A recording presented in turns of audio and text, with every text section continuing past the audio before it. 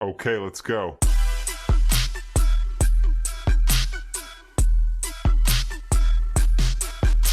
Hello students, welcome to our YouTube channel Jain tutorials commerce coaching classes.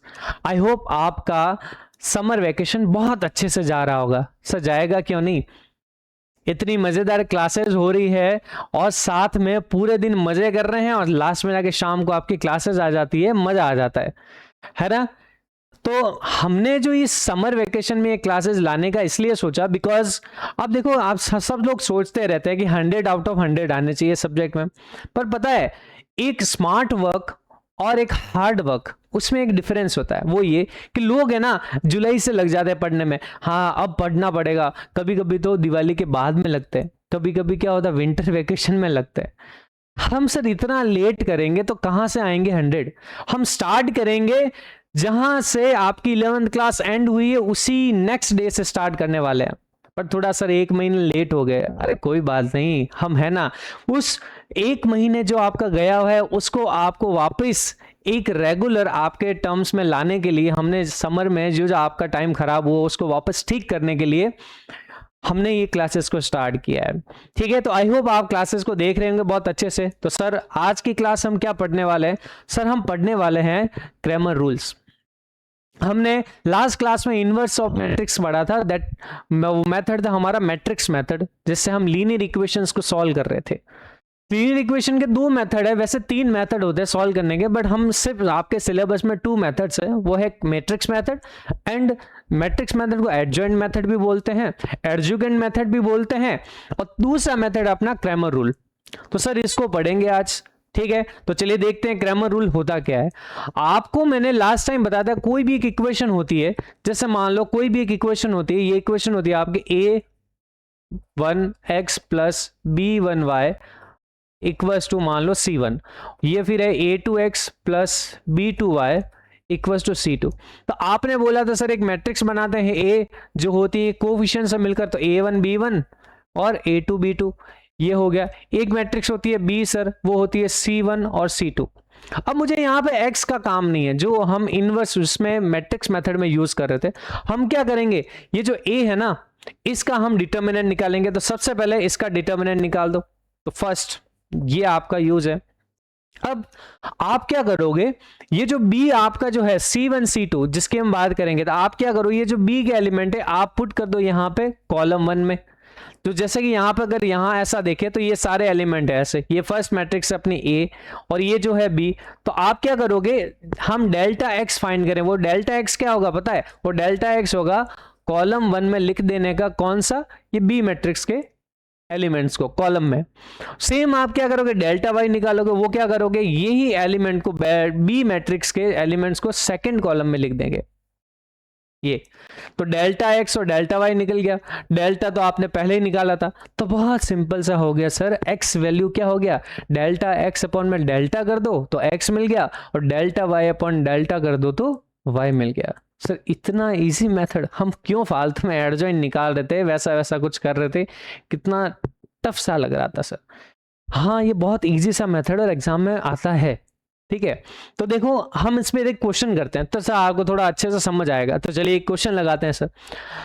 तो देखो एक question लेते हैं, लाइक एक मैट्रिक्स, एक मैंने क्वेश्चन लिया, x minus Y equals to 4 and x plus Y equals to 6 मान लेते हैं, ये क्वेश्चन लिया। आप चाहते हैं सर इसका सॉल्यूशन करें बाय क्रैमर रूल।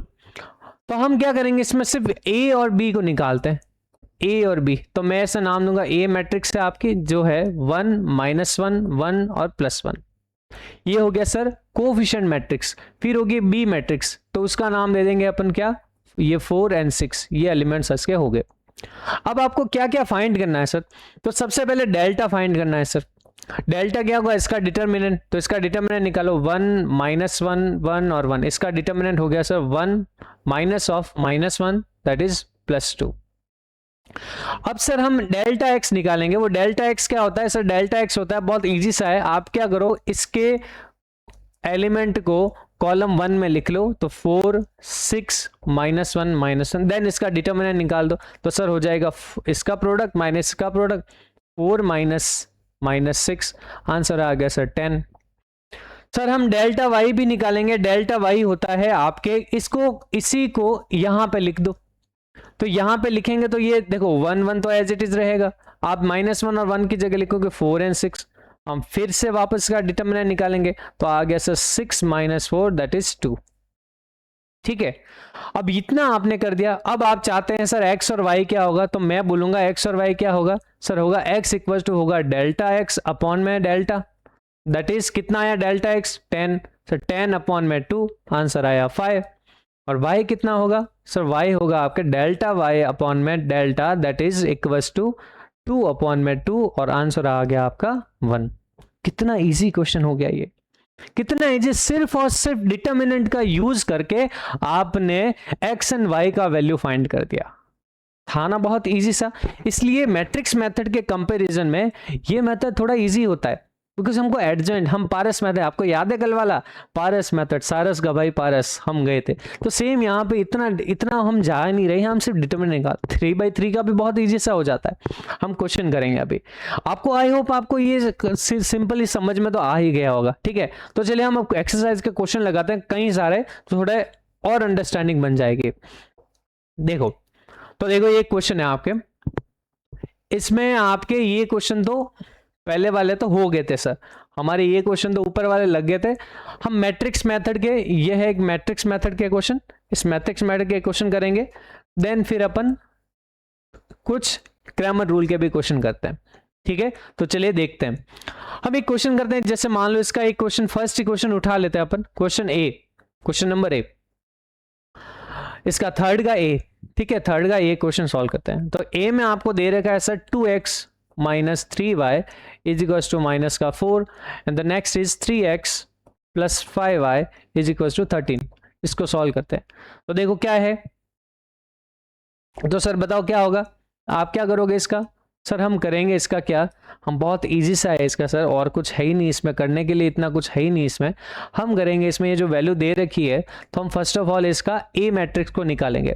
तो सर ए मैट्रिक्स क्या होगी, सर ए मैट्रिक्स होती है इसकी क्या, ए मैट्रिक्स होती है आपके कोएफिशिएंट मैट्रिक्स। तो ए मैट्रिक्स निकाले इसकी, और वो होगी आपके 2 - 3, 3 एंड 5। फिर एक मैट्रिक्स होगी आपकी x, जो कि मैट्रिक्स होती है x एंड y। फिर आपके एक मैट्रिक्स होती है b, जो कि होती है -4 एंड 13। ठीक है, ये सारी मैंने यहाँ पे वैल्यूज लिख दी। अब मैं क्या करूंगा, वही पूरा मेथड जो कौन सा होता है अपना मेथड होता है सर, ये बोलता है ax इक्वल टू होता है b, और x इक्वल टू होता है a इनवर्स इंटू b, ये होता है।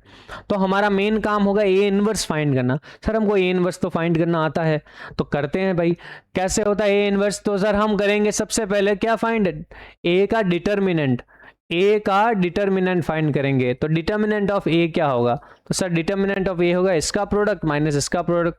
तो ये हो गया सर 10 + 9, दिस इज 19, ये हो गया आपका 19।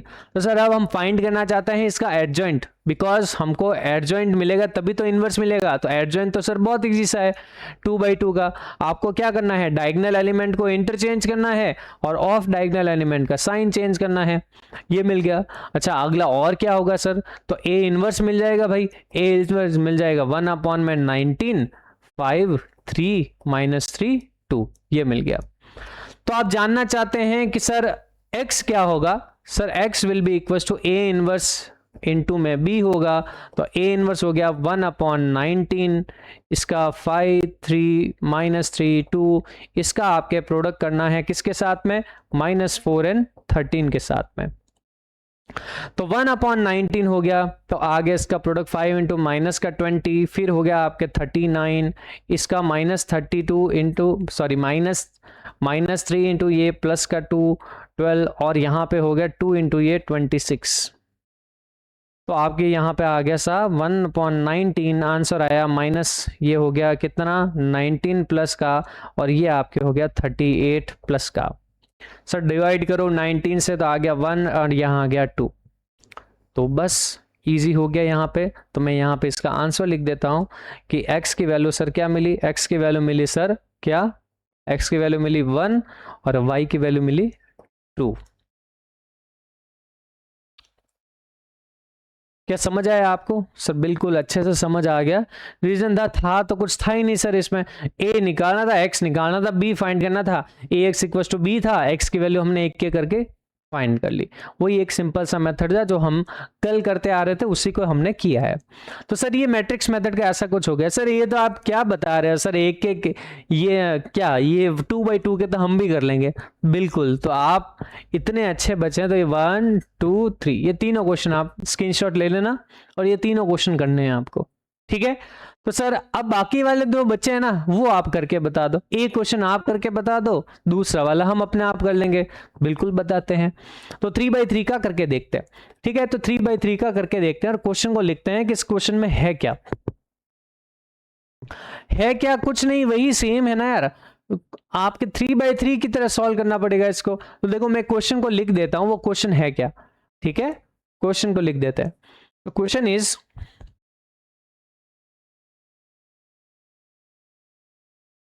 क्वेश्चन को लिखते हैं। देखो क्वेश्चन क्या है, x माइनस डी है अपना यहां पे, D x minus plus 2z। अच्छा, मैं इस क्वेश्चन का आपको दिख रहा होगा शायद आपको, ठीक है। तो यहां पे x minus 2z equal to 1 है। फिर इसके बाद में है 3x माइनस का 2y प्लस का 2y माइनस का 4z इक्वल टू माइनस का 5। And the last one is x plus y minus 2z equal to minus का 3। 3x माइनस ये, और ऊपर वाले मैंने इक्वेशन को थोड़ा मिस्टेक करके लिखा है, वो उसको सही करके लिख देते हैं। वो है 2x, मैं नीचे वाला लिख दिया ना, यही है। चश्मे वाले होते हैं ना, वो काम ऐसा ही करते हैं। चश्मे वाले को बुरा मत मानना भाई, मैं भी ऐसे ही हूँ, ठीक है। क्या करें, 2x माइनस का 3y प्लस का 5z इक्वल में कितना है, 1। हमने एक्चुअली सेकंड क्वेश्चन को ले लिया, ठीक है। फर्स्ट उसका डी नहीं है, ये हमने ई ले लिया, ठीक है। इस ई को सॉल्व कर रहे हैं। तो चलिए हम एक एक करके सॉल्व करते हैं। सबसे पहले हम देखते हैं सर ए बी सी जो भी है वो क्या क्या है। तो सर देखते हैं ए क्या है। ए है आपका 2 माइनस 3 5, 3 2 माइनस 4, फिर हो गया 1 1 माइनस 2। फिर है आपका ए एक्स, एक्स क्या होगा, ये वेरिएबल वाली मैट्रिक्स एक्स वाई जेड। फिर होता है आपके बी, बी क्या होता है सर, जो कांस्टेंट है वो वाला। तो 1 माइनस का 5 माइनस का 3, ये हो गया आपके कांस्टेंट सारे, ठीक है। तो ये फॉर्मेट क्या होता है, आप लिखोगे हेयर क्या है, A X equal to B. मैं आपको लिखना भी सिखा रहा हूं, यहाँ पे A X equal to B है। This implies as X is equal to क्या हो जाएगा, ए इनवर्स बी हो जाएगा। अब आपको वही ए इनवर्स फाइंड करना है। Now to find A inverse, हम फाइंड करेंगे डिटर्मिनेंट ऑफ ए। डिटर्मिनेंट कैसे फाइंड करते हैं सर, वो डिटर्मिनेंट का वही तो तरीका है जो आपने पहले बताया था, वो है 2, यहां पे हो जाएगा माइनस का 4 प्लस का 4। मैं कर रहा हूं डायरेक्ट, ठीक है। ध्यान रखना कि डिटर्मिनेंट निकाला हूं, -3 माइनस का 6 प्लस का 4, फिर हो गया प्लस का 5, और यहां पे हो गया क्या 3 माइनस 2। तो सर आ गया यहाँ पे, ये तो 0 हो गया, और यहाँ पे कितना आया भाई, माइनस का 2 आ गया। तो माइनस मैं लिख देता हूँ पहले, माइनस का 2, और यहाँ आ गया आपके 5 इंटू में 1। तो फाइनल आंसर आया -6 प्लस 5 दैट इज माइनस का 1। बड़ा अच्छा नंबर आया है -1। ज़्यादा तकलीफ देगा नहीं, बिकॉज डिटर्मिनेंट है, डिटर्मिनेंट अपॉन में होता है तो वो इतना ज़्यादा तकलीफ देगा नहीं। -1 है तो वो उसको बोलिए आप मिक्स करके लिख सकते हैं। अच्छा, तो एडजॉइंट निकालते हैं हम। सर एडजॉइंट निकालने का तरीका तो आपने वो पारस डायग्राम बताया था, क्या वैसे करना है? नहीं नहीं, एग्जाम में वैसा नहीं करना है, आपको एडजॉइंट एक करके फाइंड करना पड़ेगा। तो सर चलिए, तो आप बता दीजिए, अब आप ही करके बता, जो आप बोल ही रहे तो आप ही करके बताओ। चलिए बताते हैं, तो A11 करके बताते हैं।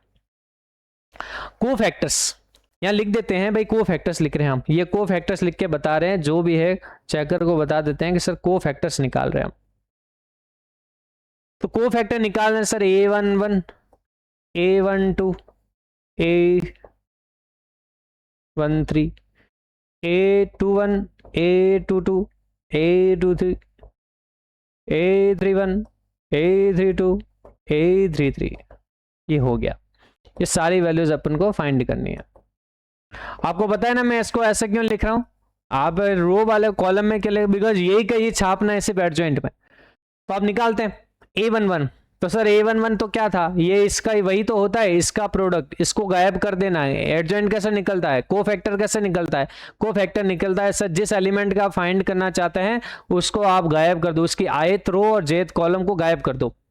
तो सर गायब कर दिया हमने, बिल्कुल गायब करने में तो हम बहुत माहिर है, हम ही गायब नहीं हो पा रहे हैं सर। ठीक है, बहुत कोशिश कर रहे हैं गायब होने की, बट होंगे कुछ ना कुछ एक्सपेरिमेंट करके हम स्टार्ट करेंगे। ठीक है, कुछ ना कुछ हम करेंगे, हम सब मिलकर एक दवाई बनाएंगे जहां से क्या होगा कि हम टॉनिक लिया मिस्टर इंडिया बन गए। ठीक है, तो A11 देखते हैं होगा क्या। A11 का आंसर आएगा सर 0। तो A12 क्या होगा, A12 होगा आपके -6 + 4, आंसर आया -2। तो सर A23 क्या होगा, A23 होगा, A23 आपके क्या होगा। अब आपका सर एक दिमाग यहाँ क्या है, सबसे पहले सर आप एक चीज भूल रहे हो, वो क्या कि सर एक चीज भूल रहे हो कि जहाँ ऑड होता है वहां सम, वहां साइन चेंज होता है। तो आप करोगे साइन चेंज, तो यहाँ साइन चेंज होगा, यहाँ साइन चेंज होगा सर, यहाँ भी साइन चेंज होगा, और एक यहाँ भी साइन चेंज होगा। ये चारों जगह पे साइन चेंज होगा। तो अभी कर देते हैं भाई, अभी कर देते हैं, और अपना यहाँ पे जो साइन चेंज होगा ये आपका -2 नहीं होगा, यहाँ पे होगा आपके +2। अभी लिख देते हैं इसको +2।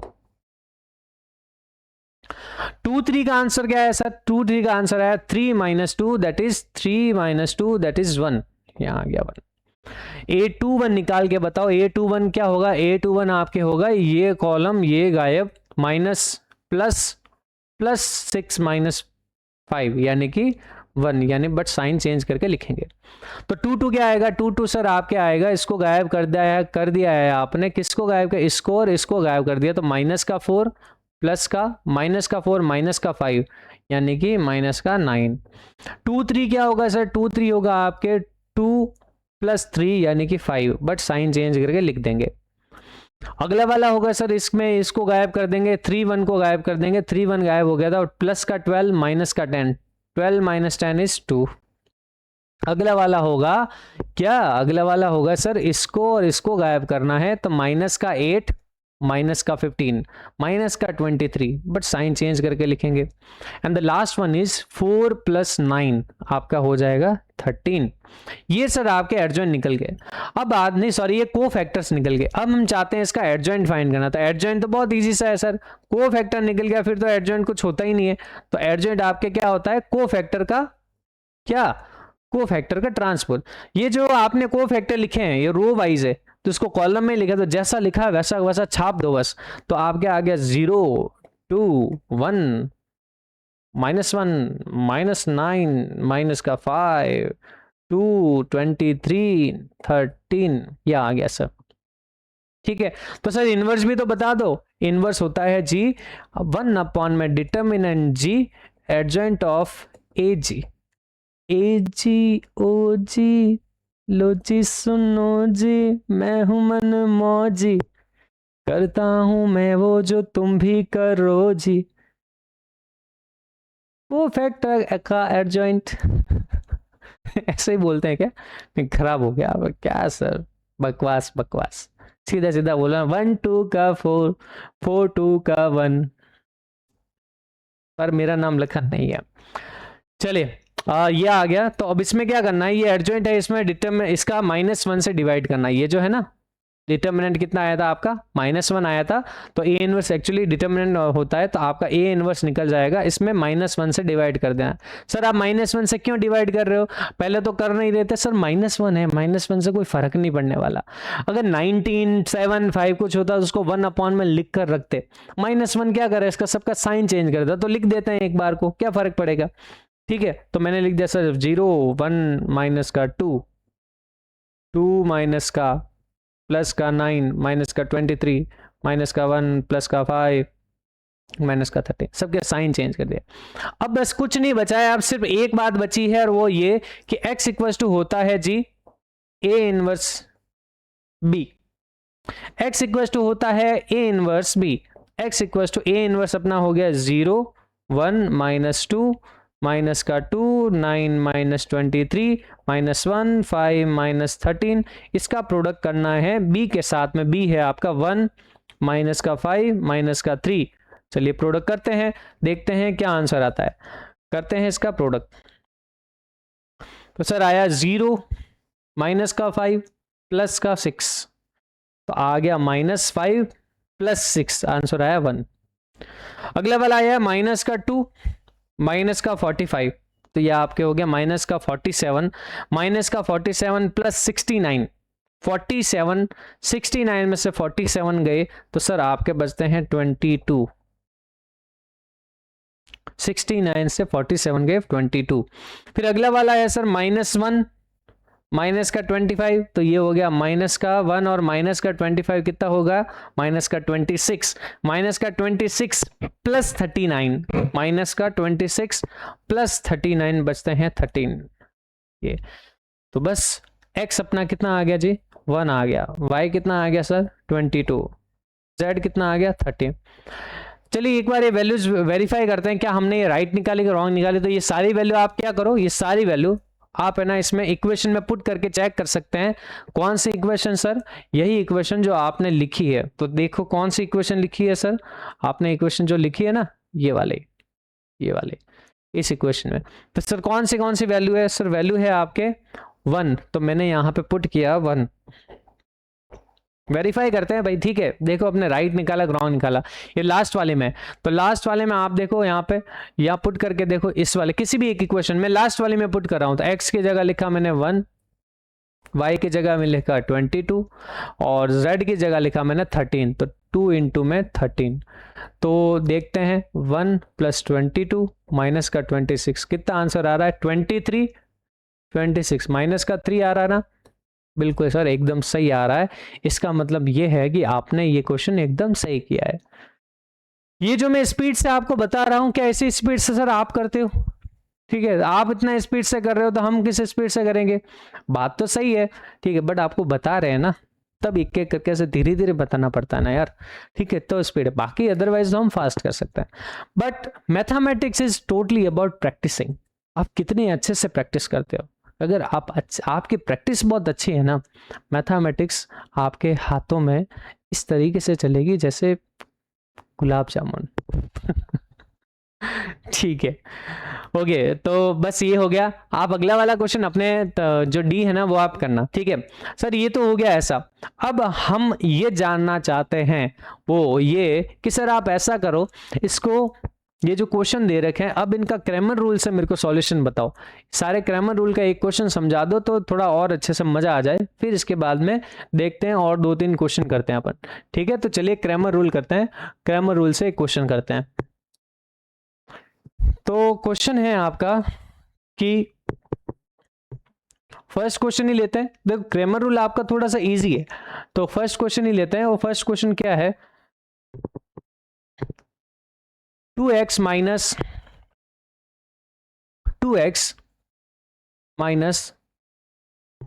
3y इक्वल्स टू माइनस का 4। अरे भाई साहब, इसने तो देखो ये इक्वेशन सेम दे दी है वेरिफिकेशन के लिए। क्या आपने सही किया है कि नहीं किया। तो अपन को ये तुम्हें शायद याद होगा इसका आंसर 1 और 2 आया था। तो देखते हैं इससे भी आंसर 1 और 2 आता है कि नहीं आता है, देखें। चलिए तो क्वेश्चन सेम ही है बट इसको करते हैं अपन, ठीक है, ओके। चलिए तो ये तो छोटा सा ही क्वेश्चन होता है एक्चुअली में, तो ये तो अभी हो जाएगा। यहाँ पे देखो क्या होगा, क्वेश्चन नंबर 4 का फर्स्ट ये है। तो इसका कोफिशिएंट जो है तो उससे एक मैट्रिक्स बनानी है, दैट इज ए क्या होगी सर, ए होगी आपके 2 माइनस का 3 प्लस का 5, ठीक है। आप ये भी कर सकते हो, इसको डायरेक्ट है ना डिटर्मिनेंट फॉर्मेट में लिख सकते हो। कैसे कि सर ऐसे, आप ऐसे भी लिख सकते हो इसको। कैसे, आप बोलो कि सर डिटर्मिनेंट है यानी डेल्टा ए, ऐसा, यानी सारा कुछ डिटर्मिनेंट है निकाल दो। और ये तो वही उसी दिन वाला आ गया यार, है प्रॉब्लम उस दिन जो मैंने ज्ञान की एक बात बोली थी, बच्चों ने बहुत अच्छा सा रिस्पॉन्स दिया। सभी लोगों ने कहा कि सर हर क्लास में ज्ञान की बात होना जरूरी है, ठीक है, मज़ा आ जाएगी, सुना दे। तो ठीक है, अब लास्ट में एक देखेंगे ज्ञान की बात, एक और बता के जाएंगे आज, ठीक है। तब तक अपन का एक क्वेश्चन को अपन एंड करते हैं। यहाँ पे क्वेश्चन है कि 2x माइनस 3y, तो हम क्या करेंगे, इसको डेल्टा ले सकते हैं डायरेक्ट, वो है 2 माइनस 3, फिर है 3 और प्लस का 5। तो आप क्या करो, डायरेक्ट इसका डिटर्मिनेंट निकाल दो सर। इसका डिटर्मिनेंट क्या होगा, यहाँ पे होगा डिटर्मिनेंट क्या, वो होगा 10 प्लस 9, वो है 19। फिर हम डेल्टा एक्स निकालेंगे, वो डेल्टा एक्स होता है ये जो -4 और 13 है, वो फर्स्ट कॉलम में लिख देंगे, -4 और 13, बाकी ये -3 और 5 एज इट इज लिखेंगे। तो इसका आंसर आ जाएगा सर माइनस का 20 और हो जाएगा प्लस का 39, that is equal two plus का 19। फिर निकालेंगे हम डेल्टा वाई, डेल्टा वाई होता है इस -4 और 13 को सेकेंड कॉलम में लिखेंगे, और बाकी यहाँ पे फर्स्ट कॉलम वाला वही 2 और 3 हो जाएगा। इसका डिटर्मिनेंट निकालेंगे तो आ जाएगा आपके 16, 26 और यहाँ पे प्लस का 12, दैट इज 38। तो सर क्या होता है x, x होता है जी डेल्टा x अपॉन में डेल्टा होता है जी, तो 19 अपॉन 19 हो गया जी, आंसर आ गया 1। y क्या होता है, डेल्टा y अपॉन डेल्टा होता है जी, 38 अपॉन में 19 होता है और आंसर आ गया 2। तो x और y आ गया ना 2, यही तो अपन ने उस टाइम फाइंड किया था, सेम ही आ गया। तो इसका मतलब ये है कि हाँ, क्रैमर रूल भी आपको सही एकदम परफेक्ट आंसर दे रहा है। ठीक है, समझ में आया, आई होप आपको समझ में आ गया होगा, क्योंकि इजी सा है, डिटर्मिनेंट से और तो कुछ है नहीं ज़्यादा खास। तो सर आप ऐसा करो, एक है ना हमको एक बड़ा अच्छा सा कोई क्वेश्चन बता दो, तो कि जो कि क्रैमर रूल से हो। सर क्रैमर रूल से करके बता देते हैं, अभी बता देते हैं भाई, अभी के अभी बता देते हैं।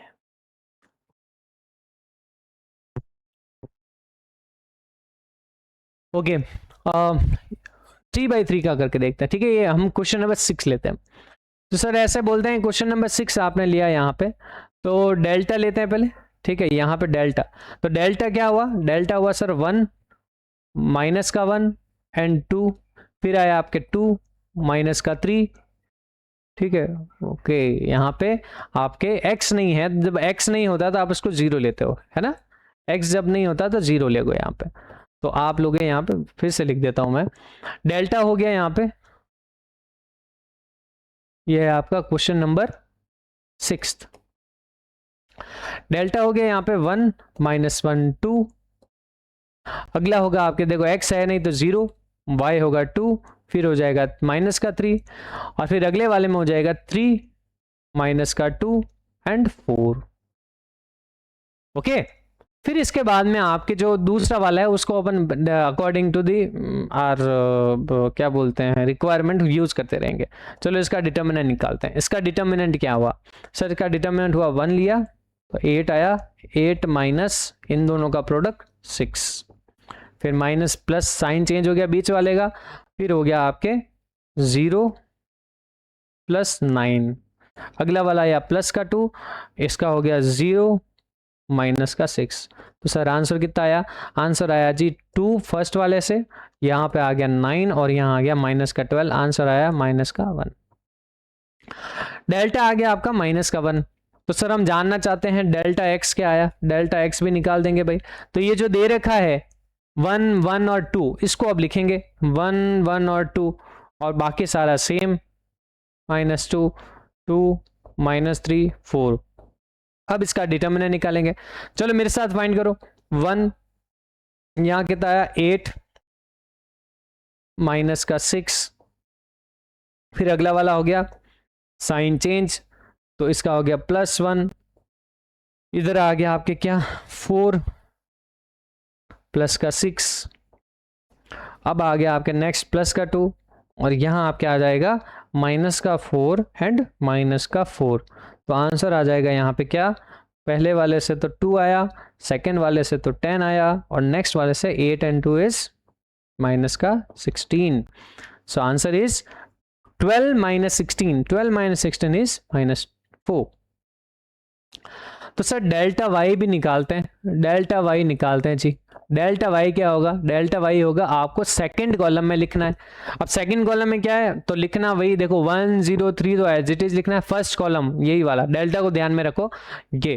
अब ये जो एलिमेंट है क्या, कौन सा एलिमेंट 1 1 2 को, तो यहाँ लिखेंगे 1 1 2 और बाकी वाला सेम एज इट इज 2 -3 4। तो आंसर आ गया आपके क्या, इसका निकालते हैं डिटर्मिनेंट, तो आ गया 1, आ गया जी 4 माइनस का प्लस माइनस क्या आ गया, हाँ -1 + 6 यह आ गया। अगला वाला आया माइनस का 1, साइन चेंज हो जाएगा तो 0 माइनस माइनस +9 और लास्ट वाला है प्लस का 2, इसका आ गया 0 माइनस का 3। सो आंसर इज, क्या आंसर आया जी, आंसर आया इसका 10 आ गया और यहाँ पे आ गया आपका माइनस का 9, यहाँ पे आ गया माइनस का 6। सो आंसर इज देखो कितना आ गया यहाँ पे -15 10 तो माइनस का 5। ठीक है, ऐसे ऐसे आप z भी फाइंड करेंगे। z में क्या होगा, z में देखो अगर आपका, देखो अब मैं सिर्फ दो आपको लिख देता हूँ यहाँ पे ताकि आप अपने आप समझ जाओगे यहाँ पे क्या चीज़ हो रही है वो ये। तो मैं देखो आपको बताता हूँ कि यहाँ पे x और y की वैल्यू क्या है एक्चुअली में। तो x होगा आपके डेल्टा x अपॉन में x डेल्टा, जो कि होगा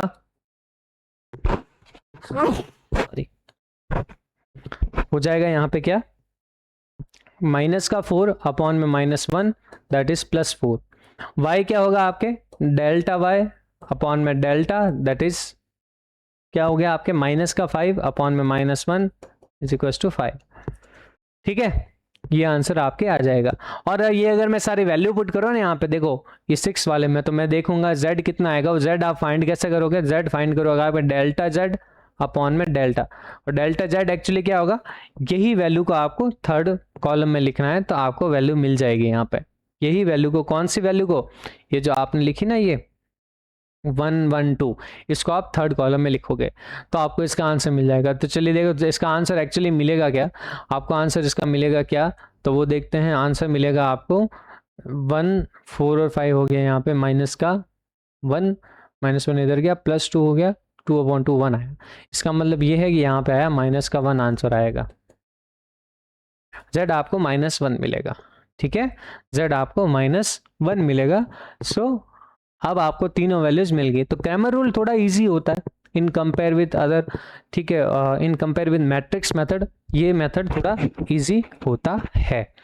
ठीक है, आई होप आपको समझ में आ गया होगा।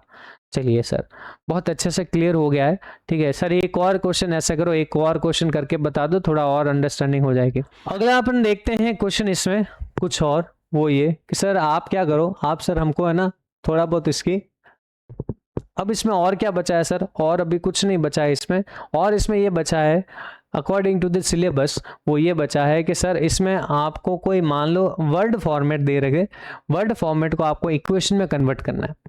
ठीक है, जैसे कि आपने देखा होगा कल या परसों हमने क्लास में किया था, क्या हमने ये क्लास में किया था कि कैसे एक इक्वेशन दे रही है, बुक सेलर वाला कंसेप्ट लिया था हमने। तो उसमें देखो कैसे एक वर्ड फॉर्मेट को हमने एक इक्वेशन में कुछ कन्वर्ट, मैट्रिक्स बनाई थी, देन उसको इक्वेशन को सॉल्व किया था।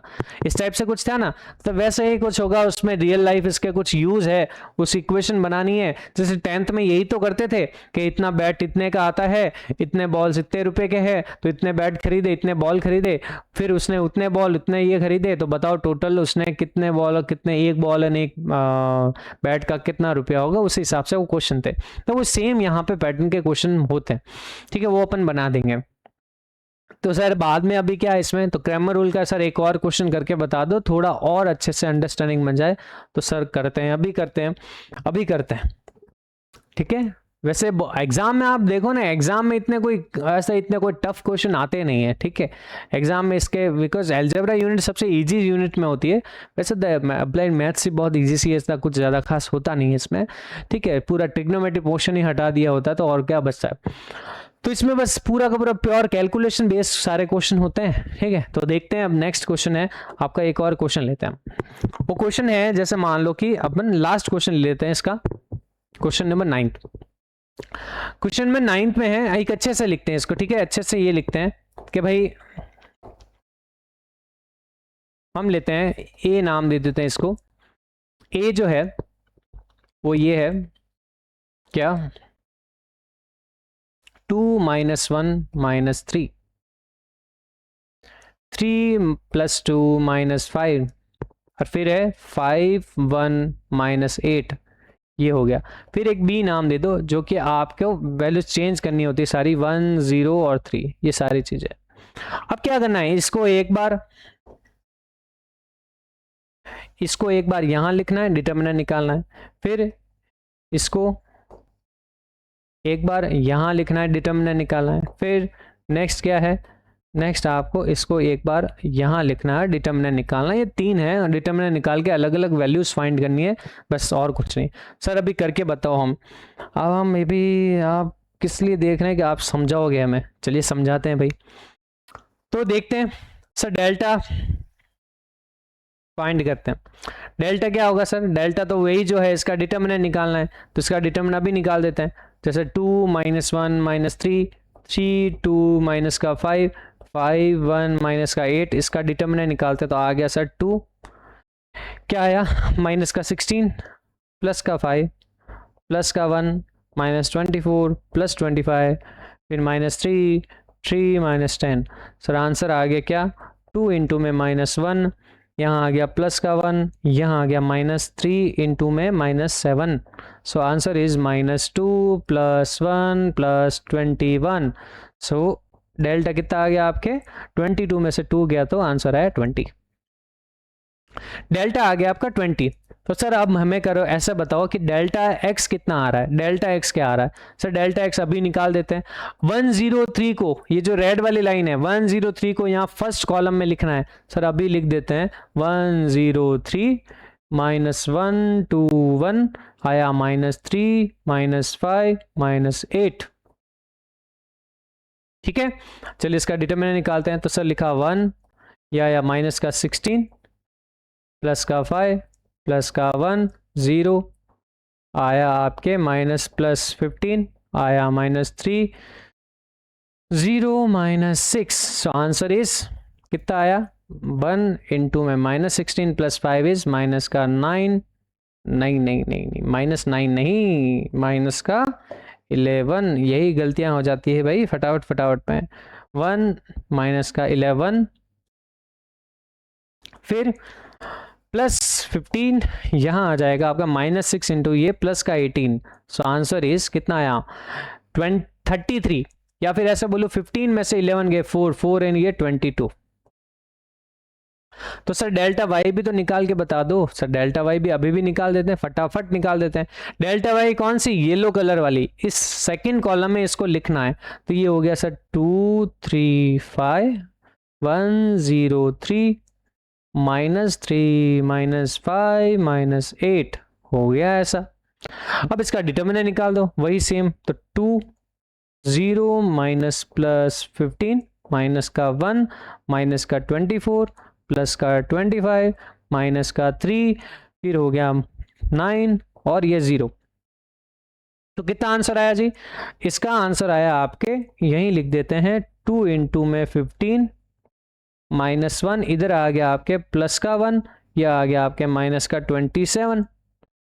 तो आंसर आ गया आपके 30 -27 कितने होते हैं जी, या 30 माइनस डायरेक्ट कर दो आप 28, जो कि होते हैं 30 -28 इज 2। अब फाइनली जो बचा हुआ है वो ये बचा हुआ है कौन, वो सर बचा हुआ है आपके कौन, वो बचा हुआ है कौन, वो बचा हुआ है delta Z. Delta Z is क्या होता है, सॉरी यहाँ पे जेड होगा, वो होगा डेल्टा जेड अपॉन में डेल्टा।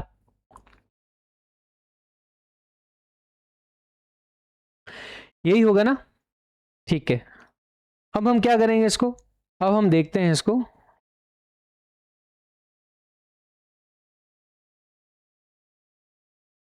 अब हम इसको इसकी वैल्यू निकालते हैं भाई। तो उसके लिए पहले डेल्टा जेड निकालना पड़ेगा। तो हाँ बिल्कुल सही लिखा था मैंने, डेल्टा जेड ही निकालना पड़ेगा पहले। डेल्टा जेड निकालते हैं। डेल्टा जेड क्या होगा, डेल्टा जेड इक्वल्स टू वही कौन सी, ये ग्रीन वाली जैसा करना है आपको। 2 3 5 एज इट इज हो गया, ये हो गया -1 प्लस का 2 फिर 1 और लास्ट में आपका है 1 0 3। इसका डिटर्मिनेंट निकालना है। तो सर अभी निकाल देते हैं। 2 ये हो गया आपके क्या 6, साइन चेंज तो यहाँ हो गया 3 माइनस 10 फिर +1। क्या सर आप गलत बता रहे हो? हाँ मैं बिल्कुल गलत बता रहा हूँ। 3 3 जा 9, यहाँ पे 9 आएगा, यहाँ पे आएगा 9, यहाँ होगा आपके 9 माइनस 0 फिर होगा आपके प्लस का 1 और यहाँ होगा 3 माइनस 10। ठीक है, तो यहाँ हो जाएगा 12 प्लस 9 माइनस का 7। आंसर आएगा आपके क्या 9 माइनस 7 इज 2, तो आंसर आ गया 14। ओके चलिए अब हम देखते हैं क्या आंसर बन रहा है। तो सर एक एक करके आंसर निकालते हैं। तो सबसे पहले देखते हैं सर x इक्वल टू क्या आएगा। सर x इक्वल टू होता है आपके क्या, x इक्वल टू होता है डेल्टा x अपॉन में delta, which is equal to delta x कितना है आपका सर, डेल्टा x आपके आया है 22। तो 22 अपॉन में आपको करना है डेल्टा की वैल्यू दैट इज 20। इसको कट करो तो 11 अपॉन 10 आ गया सर। y कितना आया, y होता है डेल्टा y अपॉन में डेल्टा, डेल्टा y कितना है सर, डेल्टा y है आपका 2, तो 2 अपॉन में 20, तो ये सर आंसर आ गया 1 अपॉन में 10। अगला वाला है z, z होता है क्या, z होता है डेल्टा z अपॉन में z delta that is 14 upon में 20, 2 से डिवाइड करो तो यहाँ आ गया 7 अपॉन में 10। तो ये आपके तीनों वैल्यूज फाइंड हो गई है। ठीक है, x y और z तो रिफ्रैक्शन में आई है बट आंसर अपना परफेक्ट है। ठीक है, हमको एक्चुअली में सीखना क्या, मैम देखो मेरा एक फंडा बताता हूँ आपको। हमारे सामने हजारों क्वेश्चन आ जाए, कैसे ही क्वेश्चन आ जाए, ऐसा है वैसा है कुछ है, बट कंसेप्ट क्या है, सिर्फ ग्रामर रूल लगाना कैसे होता है, बस आपकी कैलकुलेशन तो वो बेसिक है ना, वो तो आपको आनी चाहिए, बस और कुछ है नहीं। ठीक है, इसमें नया कुछ तो है नहीं, सिर्फ आपको कंसेप्ट सीखना था। और कंसेप्ट क्या है, एक निकालते हैं डेल्टा जो नॉर्मल डिटर्मिनेंट होता है, कोफिशिएंट मैट्रिक्स का डिटर्मिनेंट होता है। फिर आप करते हो जो बी होता है और जो कांस्टेंट मैट्रिक्स होती है उसको कॉलम 1 में रख के उसका डिटर्मिनेंट निकालेंगे, कॉलम 2 में रखकर डिटर्मिनेंट निकालेंगे, कॉलम 3 में रखकर डिटर्मिनेंट निकालेंगे। और ये जो तीनों वैल्यूज डिटर्मिनेंट की वैल्यू होगी उनको एक एक करके हम डिटर्मिनेंट जो अपना मेन था कोफिशिएंट वाला उससे डिवाइड करेंगे तो आपको एक्स वाई जेड मिल जाएगा। ठीक है, बस इतना सा कंसेप्ट था और कुछ था नहीं इसमें बस। तो आई होप आपको समझ में आ गया होगा। तो क्रैमर रूल भी हो गया सर। ठीक है, तो अब और क्या बचा है सर, और सर इसमें एक चीज बची है, वो ये कि मैं आपको बताना चाहता हूं अब ये कुछ प्रॉपर्टीज, और इसको जितना भी मैं लिख रहा हूं, ठीक है, इसको आप बस एक पेज पे लिख कर रखिएगा नोट में, बिकॉज इसमें डायरेक्ट क्वेश्चन बनते हैं। ठीक है, तो देखो क्या क्या क्वेश्चन बनते हैं। तो सबसे पहले अपन देखते हैं पहली प्रॉपर्टीज की है। कुछ डिटर्मिनेंट की प्रॉपर्टी थी, अगर आपको याद हो तो मैंने लिखा था सर a इंटू बी का डिटर्मिनेंट करना चाहते हैं तो सर होता है determinant a into determinant b। एक प्रॉपर्टी होती है सर डिटर्मिनेंट की, वो ये कि k इंटू में a करना चाहते हैं तो सर आंसर आता है k की पावर n हो जाता है और डिटर्मिनेंट a हो जाता है। n यहाँ पे क्या है, ऑर्डर। मैं इन दोनों का मिक्स करके देखता हूं, मैंने इन दोनों का मिक्स किया, मैंने लिखा k इंटू में ए बी, सर इसका आंसर क्या आया, तो सर इसका आंसर आया k की पावर n होगा, a होगा और b होगा, और तो नया क्या होगा n, यहाँ पे क्या है वही सेम ऑर्डर होगा। ठीक है, तो सर और कुछ करके तो बताओ। और ये होता है, अब हम आते हैं एडजॉइंट में। एडजॉइंट में क्या होता है, अगर मान लो तुम्हें बोला है एडजॉइंट का डिटर्मिनेंट, किसी का एडजॉइंट का डिटर्मिनेंट कितना होगा, तो सर उसका एडजॉइंट का डिटर्मिनेंट होता है डिटर्मिनेंट की पावर n माइनस 1। यहाँ पे n क्या है, वो सेम ऑर्डर ही है और कुछ है नहीं। सर एक और प्रॉपर्टी होती है, वो है a into adjoint a, a into adjoint a करके बताओ, या फिर मैं एडजॉइंट a इंटू में a करूं तो भी एक सेम बात है, उसका आंसर होता है हमेशा डिटर्मिनेंट a इंटू में i। ये भी इसके, ये वो प्रॉपर्टी नहीं है जो आपके सिलेबस से डिलीट हो गई है। आप सोच रहे होंगे कि सर प्रॉपर्टीज तो डिलीट हो गई है, ना ना ना ना, ये प्रॉपर्टीज वो नहीं है, ये वो एक पूरी एक्सरसाइज थी आपके इस प्रॉपर्टीज वाली, वो पूरी डिलीट हो गई है, उसका कोई काम नहीं था। ये तो आपके डायरेक्ट क्वेश्चन बनते हैं। ठीक है, तो एक एक करके नोट करते रहना। अगली वाली प्रॉपर्टी जो है एडजॉइंट ये हो गया ये वाला। अगला वाला जो प्रॉपर्टी है वो ये। अब इनवर्स की प्रॉपर्टीज पे आते हैं। इन्वर्स की प्रॉपर्टीज क्या है, देखो सबसे पहले इन्वर्स की प्रॉपर्टी है वही रिवर्सल वाला होता है कि ए बी का अगर आप होल इन्वर्स करना चाहते हैं तो that will be equal to B inverse A inverse, ये एक प्रॉपर्टी होती है। ठीक है, अगली प्रॉपर्टी मैं यहाँ पे लिख रहा हूँ वो ये सिक्स्थ वाली, वो ये कि मान लो ए इन्वर्स का आप बोलते हो कि सर इन्वर्स क्या होगा, तो दे इन्वर्स का इन्वर्स क्या होगा, ए होगा। बहुत सिंपल, इन्वर्स का इन्वर्स हट जाएगा। सर अगला प्रॉपर्टी क्या होता है, सर अगला प्रॉपर्टी ये होता है, अगला प्रॉपर्टी होता है कि ए इन्वर्स का अगर आप ट्रांसपोज करते हो तो आप उसके ट्रांसपोज का इन्वर्स करो तो सेम ही बात है, एक ही बात है। ये भी एक इसकी प्रॉपर्टी होगी। सर अगली एक और प्रॉपर्टी बता दो, डिटर्मिनेंट की एक प्रॉपर्टी तो आप खा ही गए, कौन सी प्रॉपर्टी, वो ये कि अगर आप डिटर्मिनेंट ऑफ ट्रांसपोज निकालोगे किसी मैट्रिक्स का तो वो सिमिलर होगा उसकी मैट्रिक्स का ट्रांसपोज के बराबर, मतलब transpose of determinant is equal to determinant of that matrix. ठीक है, तो भी कोई ऐसा कुछ फायदा उससे होने वाला नहीं है। ठीक है सर, और कुछ इसमें बचा है सर, और क्या कुछ बचा है, ये कुछ 1 2 3 4 9 कर, सर एक और बता दो ताकि 10 पूरी कर दे, 9 तो क्या लिखाओगे आप, एक और लिखवा दो, तो एक और कुछ लिख देते हैं। ठीक है, अपने हिसाब से कुछ ऐसा लिख देते हैं। ठीक है, मेरे हिसाब से इतना कुछ काफ़ी है इसमें, इससे ज़्यादा कुछ है नहीं प्रॉपर्टी, तो और कहाँ से लाएं अपन। ठीक है, और तो इसमें कुछ प्रॉपर्टी होती नहीं है। ठीक है, इसमें कुछ होता नहीं, एक लिख देते हैं। अगर आपको ऐसा लिखना ही है तो सर आपको कुछ एक्स्ट्रा लिखना ही है तो सर आप ऐसा लिख सकते हैं, किसी का डिटर्मिनेंट 0 होता है, ठीक है, तो आप उसको क्या बोलते हैं, सिंगुलर मैट्रिक्स। सिंगुलर मैट्रिक्स, किसका डिटर्मिनेंट 0 होता है तो सिंगुलर मैट्रिक्स होता है। अच्छा, अब कुछ और इंपॉर्टेंट बातें, और वो इंपॉर्टेंट बात है ये जो अभी जो मैं लिखा रहा हूं ना, ये सारा का सारा इसमें से कुछ क्वेश्चन बनते हैं, तो ध्यान रखना भाई, हर एक चीज को ध्यान रखना। ठीक है, हर एक चीज को ध्यान रखना कि ऐसा क्या कुछ होता होगा यहाँ पे। अगला वाला ये है कि